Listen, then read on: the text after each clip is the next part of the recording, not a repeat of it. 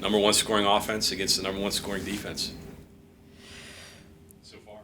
Well, the two teams that we start off with, both are teams that score over 80 points a game. And they do it in different ways. They both shoot it really well, but they attack you in a little different ways. Oklahoma, I think right now is scoring 87 points a game. They scored at a 46% clip. They get to the offensive board. So what's really impressive is not only do they shoot it really well and score it really efficiently, but they also hit the offensive glass at a very high level. Because of that and because of the way they attack, they also get to the free throw line 21 times a game. And what's really something that is really different and unique about them is, we know that they like to push it and they like to score quickly. They like to score in the first 10 to 15 seconds of the shot clock, but they're in transition over 30% of the game, 33% of the game, which in the years that I've coached, I don't ever remember seeing a number that high. Typically when teams are in transition 20 to 25% of the game, that's a really high number. To be in the 30s is a really, really high number. It's something that I just have never seen before. So I guess you got give and take when you do that, and they do give up points. Well, they do because the tempo, the pace of the game is so fast. Right. But their field goal percentage defensively for Oklahoma is, I think, 38, and I think for Iowa State it's 36, if I remember correctly. So both teams actually defend at a really high level, even though they are giving up more points because they're scoring more points. Right. Shot blockers too, I guess. 2 shot blockers. Yeah, we have some pretty big kids that we're going against, right? And certainly, I think the way that Oklahoma defends, they can mix their looks up on you, but they can be really physical inside. They're not as big per se, but they're really physical inside with you. And certainly the Suarez kid is something that, from an Iowa State standpoint, a 6'6", is something that's very unique as well.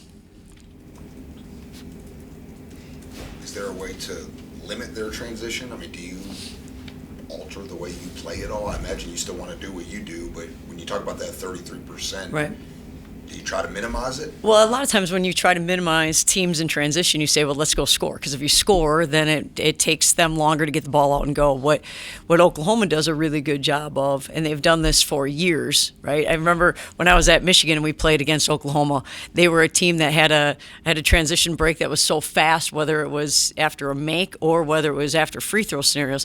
And that's just continued with Jenny. And I think Jenny's always done that as well in her coaching career. But Oklahoma is a team that pushes it really fast after you score as well. So we call it our conversion defense. It's our transition defense. We have to be really, really solid, and we've got to be really good at not only converting after we shoot it, and either make it or miss it, but also we've got to be really good at converting out of a man offense, out of a zone offense. So those are a lot of different looks that you have to be really good at. So that's what we've been doing since we've been back from Christmas. We've been getting up and down the court and working on that because that's really important. But do we change how we play? Not necessarily, because we're really good in transition that from an offensive standpoint and attacking as well. And so we've got to be who we are, and we've got to continue to attack. At the same time, we also have to be smart about taking good shots, high, efficient, effective shots at the same time. I noticed, with the exception of their point guard, they've got a lot of players in that 6-foot range. Right. So is that a challenge in terms of matchups? Well, it's a challenge in a lot of ways because I think the biggest one is that they have the size to rebound at a very high level. So, and we know that they rebound, Oklahoma rebounds really well. But at the same time, they deflect a lot of things. On the defensive end, in a man in a zone, they get their hands on an awful lot. They make life difficult. But they also have an ability to kind of score over the top of you in a lot of ways, whether that's shoot it because they've got some size. You got to get there on the catch because they can all shoot it from the arc. Right. But at the same time, you better be in balance because they're a team that back cuts at a very, very high level. And so if you're going just to do one thing, they're really hard to play against because if you get out of balance, you relax for a split second. They're finding a way to get a score opportunity around the rim or a wide open three. Yeah. Give and take. What did you like about what you saw from your team down at West Palm? I thought we did a really good job of competing when we were down in Florida. Certainly the Georgia game was a game where I thought we played hard, and I thought we finished plays at a very, very high level in that game. And that's something that we've seen in other games during stretches, and that was a game that we saw it for longer stretches of the game, and that was really good. We found a way to come back, and defensively we were very, very solid.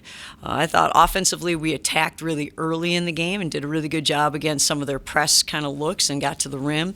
And then defensively became very, very solid as the game wore on. I think in the second and third quarter, I think we gave up 3 points maybe, and overall in the second half, maybe 11 overall.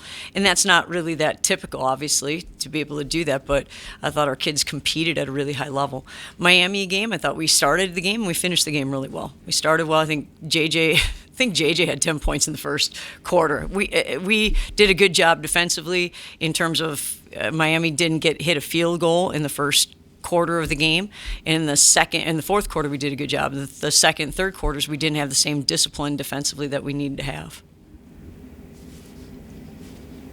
Good news is everybody got home for Christmas and everybody was able to make it back for Christmas. And those are some pretty big challenges after that tournament. Delays, huh? No issues Oh, there were some issues, but everybody's back, so that's a good thing. Everybody's back for Right. practice. That's good.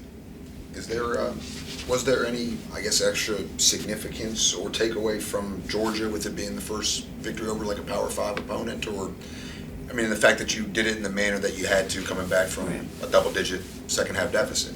Well, I think that there are plenty of learning opportunities in every game that you're in, and that was one where we played with a discipline that was at a very, very high level. We played with a resilience because we were down and had to find a way to come back, and then we're in some late game situations that we haven't been in yet, and so that was something that we certainly can grow and learn from and take some good things away and take some other pieces away that we've got to get better at. So I just think our ability, our energy going into that game, our ability to finish plays was at a really high level, and now that needs to carry over.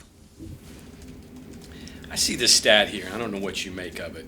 You have the best assist-to-turnover ratio in the country. What do you make of that?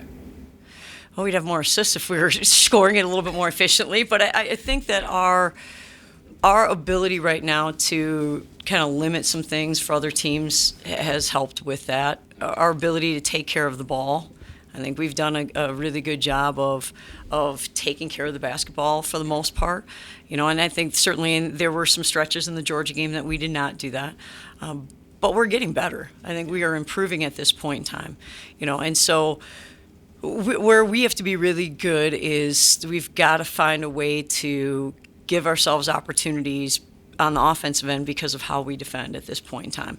I think our half-court offense is improving. We're seeing a lot of zones right now because we're not making as many arc shots as we'd like to make, but we've got kids who can make arc shots, and it's just a matter of time before we start making those with the confidence that we need to, but at the same time we need to keep working on getting really good shots.